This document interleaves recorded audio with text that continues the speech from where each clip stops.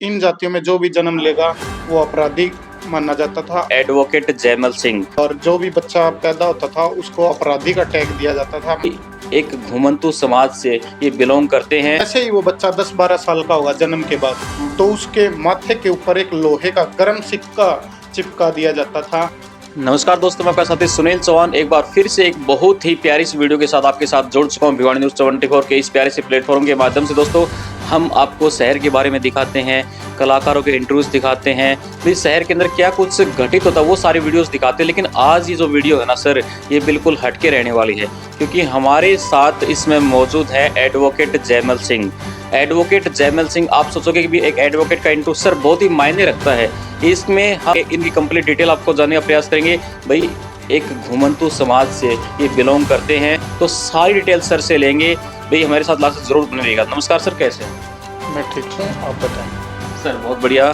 तो सर हमें आपके बारे में थोड़ा पता लगा, लेकिन हमारे मन में एक बात आई, क्यों ना सर के पास जाए और कंप्लीट डिटेल ले और जितने हमारे सब्सक्राइबर उनको भी पता लगे आपके बारे में थोड़ा बताएं सर। भाई साहब, आपका स्वागत है, आप मेरे चैम्बर में आए हैं। आप जो भी जानकारी चाहेंगे आपको बेझिझक दी जाएगी, बताएं।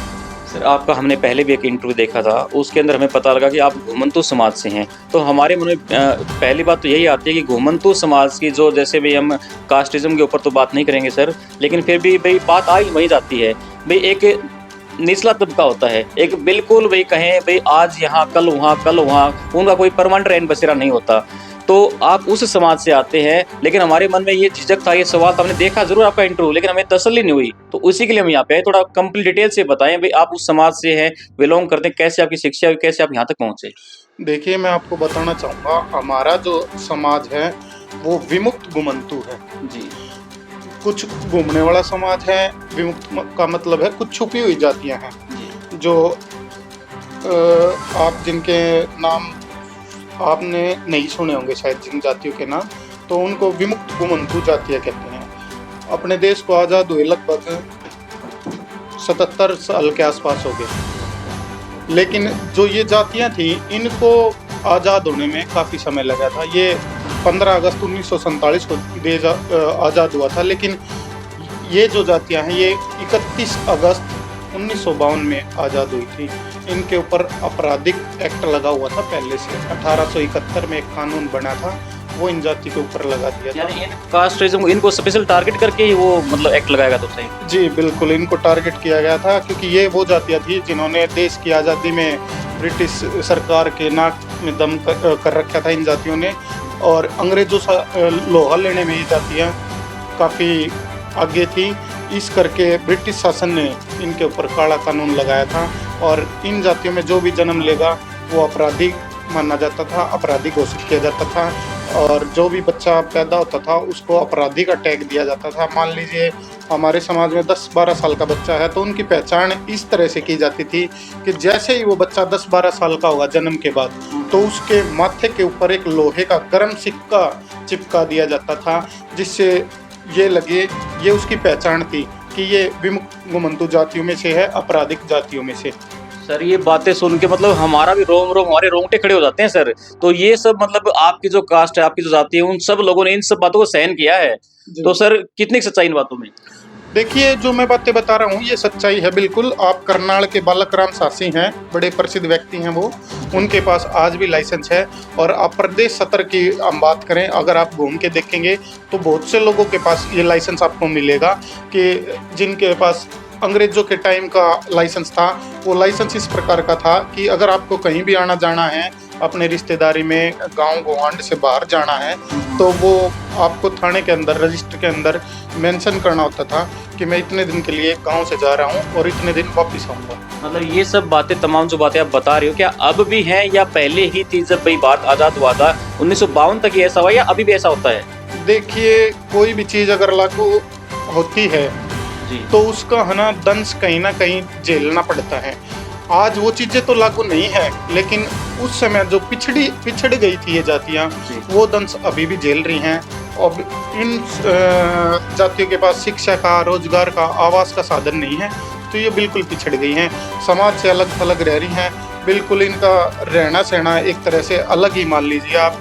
कई बार आप झुग्गी झोपड़ियों के अंदर गए होंगे, उनके बच्चों के पास शिक्षा नहीं है, उनके बड़े बड़े बाल, पैरों में चप्पल नहीं, तन पे कपड़ा नहीं, इस तरह की चीज़ें हैं। और कहीं ना कहीं अदर समाज उनको हे की दृष्टि से आज भी देख रहे हैं। सर बात करें आपकी, भाई एडवोकेट जयमल सिंह, भाई इन घुमंतू जातियों से निकला हुआ एक चेहरा है, तो आपकी शुरुआत कैसे हुई? कैसे आपके माँ बाप ने सोचा कि हम हमारे बच्चे को पढ़ाएंगे, हम इस समाज से भाई ऊपर उठ करके भाई बच्चे को शिक्षा दिलवाएंगे? देखिए, अगर बात की जाए मेरी, तो मेरे परिवार के पास भी ऊँट वगैरह भेड़ बकरियां थी।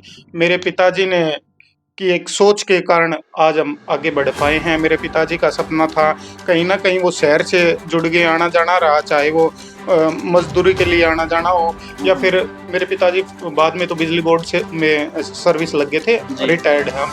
तो कहीं ना कहीं समाज से जुड़ने के कारण उनको लगा कि शिक्षा के माध्यम से ही ऊपर उठा जा सकता है, इसलिए मेरे पिताजी ने अपने बच्चों को पढ़ाया। तो आज उसी का नतीजा है कि मैं एडवोकेट बन पाया हूँ और समाज के लिए लड़ाई लड़ रहा हूँ, और मैं अपने समाज को, अन्य समाज को भी जागरूक कर रहा हूँ कि शिक्षा के बगैर कुछ नहीं है। अगर देश भी अगर उन्नति करेगा तो शिक्षा के दम पे ही उन्नति करेगा। सर ये ऐसी कौन कौन सी कास्ट होती है? हमने सिर्फ इतना सुना कि जैसे वे घुमंतू जातियाँ होती है, जैसे गाड़िया लुहार, वे गाँव वगैरह के अंदर आते हैं, ये 5 दिन यहाँ रहते हैं, 5 दिन वहाँ रहते हैं, उनका कोई ठोर ठिकाना नहीं होता। तो ऐसी और कौन कौन सी जातियाँ होती है, थोड़ा आप बताएं दर्शकों को। देखिए, बहुत सारी ऐसी जातियां हैं, लगभग 42 के करीब ऐसी जातियां हैं जिनके ऊपर आपराधिक टैग लगा था। गाड़िया लोहार तो आपने देख लिया, बहुत सी ऐसी छुपी हुई जातियां हैं जिन जातियों के नाम आपने सुने भी नहीं होंगे। प्रेरणा जाति है, झज्जर के आसपास, फरीदाबाद के आसपास आपको मिलेंगी ये जातियाँ। सांसी समाज है, बांवरिया समाज है, कंजर समाज है, नट समाज है, बहुत सी जातियां हैं। अभी हाल फिलहाल मेरे को भी एक दो के नाम ध्यान नहीं आ रहे। नट समाज है, नट समाज आपने बाजारों के अंदर रस्सी पे छोटी बच्ची चलती मदारी समाज है। और इन समाज की उपजातियां भी बना रखी हैं, इनको भी एक नहीं होने दिया गया। सांसी समाज की भी कई उपजातियां हैं, नायक समाज की भी कई उपजातियां हैं, गाड़िया लोहार समाज में से भी उपजातियां हैं। तो इनको एक तरह से बांट के रखा हुआ है, इनको एक नहीं होने दिया गया है। कहीं ना कहीं इनके मन में मानसिक रूप से तैयार किया गया है इनको कि भाई आप इस तरह का जीवन जीने के लिए ही बने हैं, ऐसा ही काम आप लोगों को करना है। जैसे इनके पास पुराने ज़माने की अगर मैं बात करूं तो मदारी के पास सांप दिखाने का कार्य, बंदर का खेल दिखाने का कार्य होता था मदारी समाज के पास। सरकार ने कानून बनाकर उन पर बैन लगा दिया। सपेरा समाज है, उनके सांप गांव के अंदर जाकर के वो अपनी पोटली से सांप निकालते थे। जो सांप क्या बोलते हैं उसको, जो छोड़ता है अपना पार्ट, कांजली वगैरह उससे सुरमा बनाया जाता था आंखों में डालने के लिए। तो कहीं ना कहीं सरकार ने जो ये इस तरह के इनके रोजगार थे उन पर भी बैन लगा दिया। बैन तो लगा दिया भाई, सोचा भाई आजकल का भाई मॉडर्न टाइम आ गया तो कुछ ना कुछ स्पेशल उनके अलग भी किया होगा ना, उन कास्टों को आगे लेके जाने के लिए कुछ ना कुछ नए कानून बनाए होंगे सर। नहीं, देखिए अभी हाल फिलहाल 2014 में बीजेपी की सरकार आई थी। बीजेपी की सरकार ने ही इनके लिए एक बोर्ड का गठन किया था। 2017 में वो बोर्ड बनकर तैयार हुआ था। माननीय मुख्यमंत्री मनोहर लाल ने घोषणा की थी पानीपत रैली के अंदर कि इन जातियों के लिए बोर्ड का गठन किया जाएगा।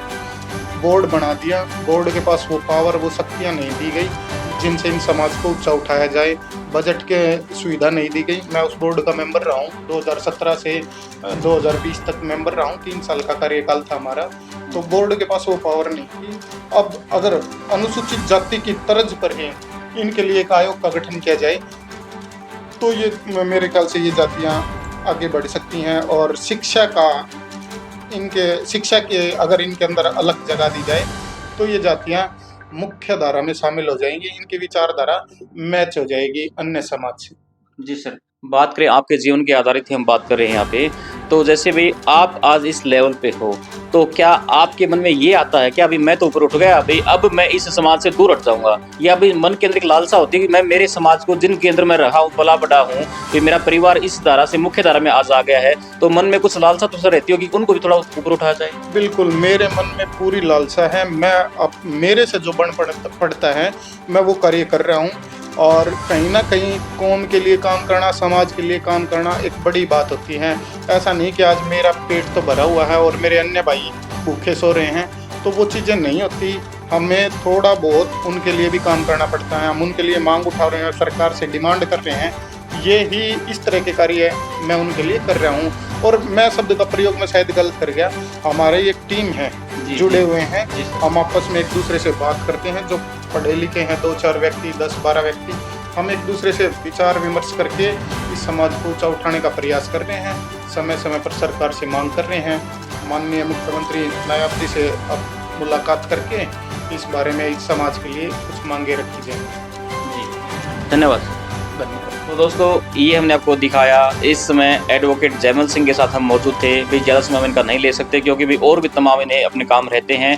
भाई इनके बारे में हमने जानने का प्रयास किया। भाई घुमंतु समाज से ये आते हैं और आज देख के बड़ा मन प्रसन्न हुआ। भी एक ऐसे समाज से निकला व्यक्ति आज भाई समाज की मुख्य धारा के अंदर है और बहुत बड़ी बात है सर। हम इनको सैल्यूट करते हैं और कोशिश करेंगे कि जयमल सिंह भाई यहीं पे ना रुकें और अपने जो इनके जो जातियाँ और भी हैं उनके लिए काम करें और लगातार आगे उन्हें बढ़ाने का प्रयास करते रहे। दोस्तों वीडियो को शेयर जरूर करें। Thank you friends, have a sweet day.